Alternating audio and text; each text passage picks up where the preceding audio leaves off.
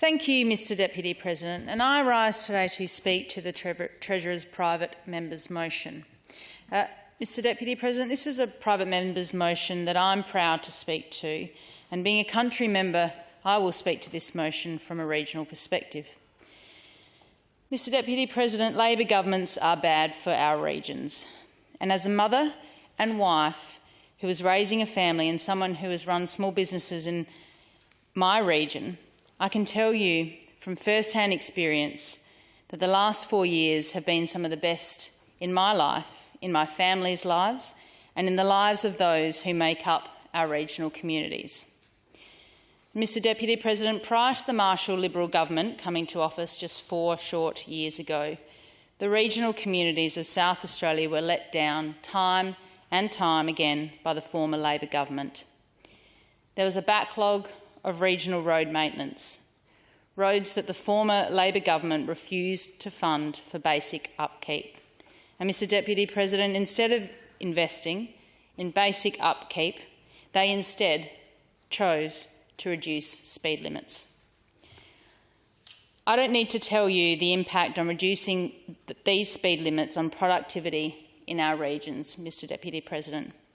But the Labor Party, instead of choosing to support our primary industries, that is agriculture, food, wine and forestry, which contribute approximately $15 billion annually in revenue for this state, chose to ignore these industries and their country communities, ignore our regional roads, and the Labor Party's answer was to simply reduce speed limits. Well, Mr Deputy President, I am proud to be part of the Marshall Liberal team. We are a government that has delivered for our regions and will continue to deliver for our regions. This government has been getting on with the job quietly, delivering for people in our rural areas. This government is fixing over 1,000 kilometres of regional roads to make them safer and to help save lives. In fact, prior to coming into government in 2018, we made a promise that we would fix the 8 regional roads that the Labor Party left to ruin and reduce speed limits. And Mr Deputy President, we have done just that. We have fixed and upgraded those 8 roads and have safely reinstated the 110 speed limit slashed by the former Labor government, meaning our primary producers can move their freight more efficiently, more safely, and ensure more money in our state's economy. And Mr Deputy President, Labor do not seem to care that fatigue is also one of the biggest contributing factors to major accidents and deaths on our regional roads. They are happy for regional road users to spend more time and money in their cars and trucks, risking their lives rather than committing to well overdue improvements. But not the Marshall Liberal government, Mr Deputy President. We value the lives of all South Australians. In addition, Mr Deputy President, we are upgrading a number of strategic regional roads across our state with improvements that include junctional improvements, new overtaking lanes and overtaking lane extensions, pavement resealing and rehabilitation, safety barrier upgrades, and new and upgraded rest areas for improved fatigue management.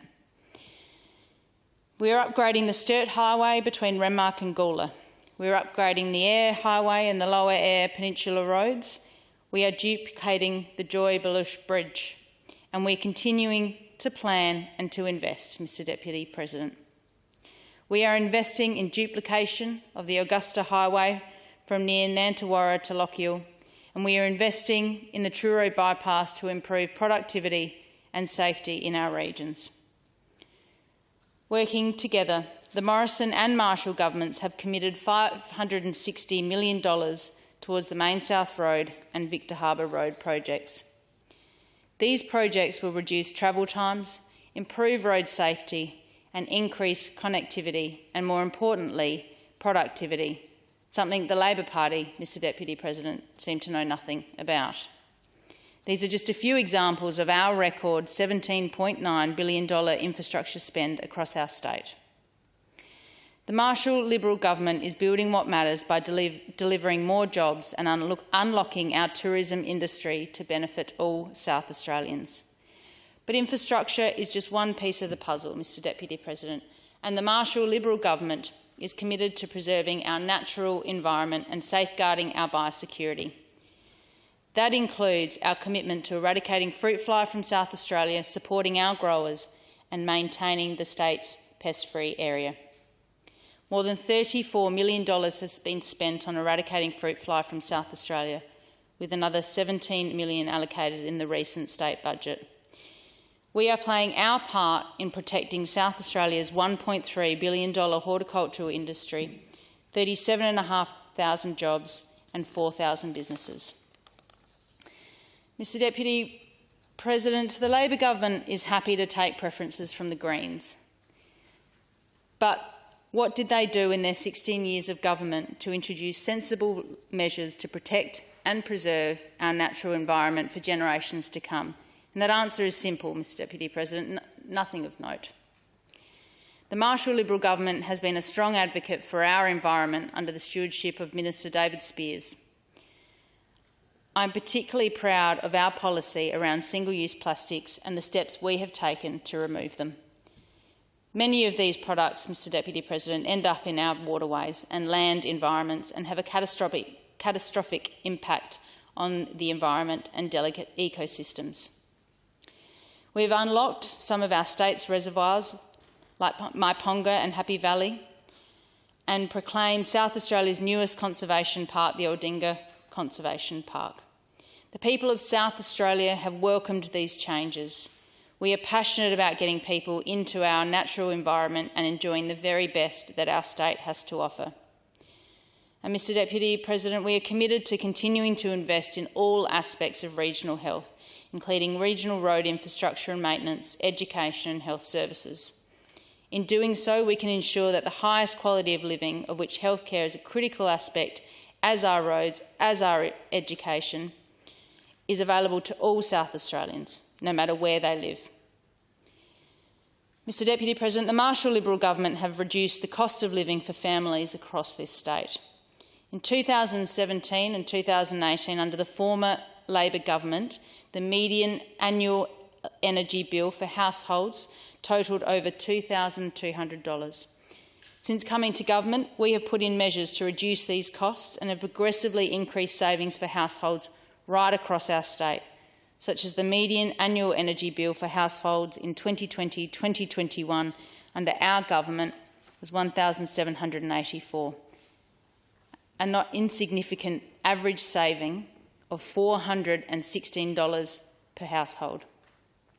We have reduced car registration costs through lower compulsory third-party insurance premiums, and we have also delivered cheaper ESL bills and cheaper water bills. And Mr Deputy President, we won't talk about the inquiry that was performed by the former South Australian Water Chairman, Mr Lewis Owens, back in 2019 that found that in 2013 the former Labor government deliberately jacked up the assets of SA Water, costing everyday households to drive extra revenue into their government coffers so they could improve their bottom line. Mr Deputy President, the Leader of the Opposition himself concedes Labor let people down. Remember the Oakton nursing home scandal, the mismanagement of the TAFE sector and the problems within child protection. Mr Deputy President, who could forget the statewide blackout in 2016 that put lives at risk, inflicted immense damage to our economy and made us the laughing stock of the nation? Labor couldn't even keep the lights on. And then we can talk about health. And I spoke about health earlier on today. And let's look at Labor's history in health in our state, but particularly in our regions. In 2008, Labor tried to downgrade, even close, dozens of hospitals in country South Australia. And in December 2017, Opposition Leader Peter Malinauskas and Labor closed the REPAT, which provided care for older patients and veterans, many of whom originated from our regions, despite former Premier Mike Rand's pledge it would never ever be closed by a Labor government. Between 2014 and 2018, Labor spent a mere $14 million in total on regional health infrastructure. That equates to a mere $3.5 million per year spent in our regions. In comparison, the Marshall Liberal government has already delivered for health in our regions and has spent more than $70 million in its first 3 years. This, Mr Deputy President, equates to $23.33 million per year. We have completed the upgrade to the Murray Bridge Emergency Department, as well as significant upgrades at a number of regional hospitals across our state. We are also upgrading our suburban hospitals, including significant improvements to Flinders Medical Centre, the Queen Elizabeth Hospital, Modbury Hospital, Lyle McEwen, and revitalisation of the REPAT site.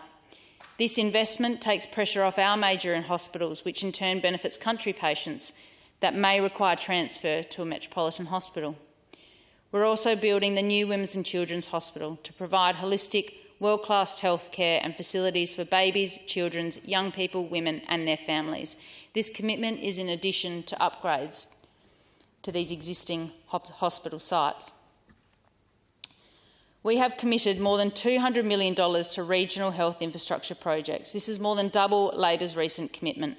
Projects such as the Mount Barker Hospital Emergency Department upgrade, the Whyalla Hospital Accident and Emergency Department redevelopment, the new Strathalbyn Ambulance Station and a new Barossa Hospital. And in a landmark agreement with rural GPs, we are investing an estimated $188 million over 2 years to ensure we are attracting and retaining GPs to regional South Australia. This agreement comes after years of dispute with the former Labor government, who refused to listen to our country health professionals and refused to budge on improving conditions for our country GPs. How much more have we got? Oh, not much. One page. The Marshall Liberal government is doing everything it can to ensure that the highest quality care is available to all South Australians. There is so much to celebrate about the work that the Marshall Liberal government has done for South Australians in 4 short years, Mr Deputy President, which is a stark contrast to what the previous Labor government achieved, or rather failed to achieve, in its 16 years of reign. South Australians' unemployment rate is its lowest rate ever, at 3.9%. This is much better than Labor's average rate of 6.8% in their last term, and Labor's lowest rate of 5.6% for the same period, that is 2014 to 2018. And what's even more staggering is this state has achieved this whilst dealing with a pandemic. South Australia has the fastest growing economy in the country. The Marshall Liberal government is creating more jobs and supporting businesses through our $4 billion stimulus and $17.9 billion investment in roads, education, sporting and health infrastructure across our state. Job vacancies are at record highs, and we have stopped the brain drain caused by Labor in its tracks, with the highest number of people moving to our state in around 4 decades. We know that there is plenty of more work to do, but we know that by keeping South Australia safe and strong, we can continue to recover from the COVID pandemic, support businesses and create more jobs. Mr Deputy President, the Marshall Liberal government has delivered what matters for all South Australians, and we cannot afford another term of Labor. They failed in regional investment, they failed in economic management, they failed in health, they failed in roads, and they failed our state. The Honourable Mr Hunter. Now adjourned. Is that second? To put the question. Those for questions say aye. Against, say no. The ayes have it. Minister. The debate taken count on motion. Is that second? Put the question. Those for questions say aye. Against, say no. The ayes have it. Council will be suspended until the ringing of the bells. Second. Put the question. Those for questions say aye. Against, say no. The ayes have it.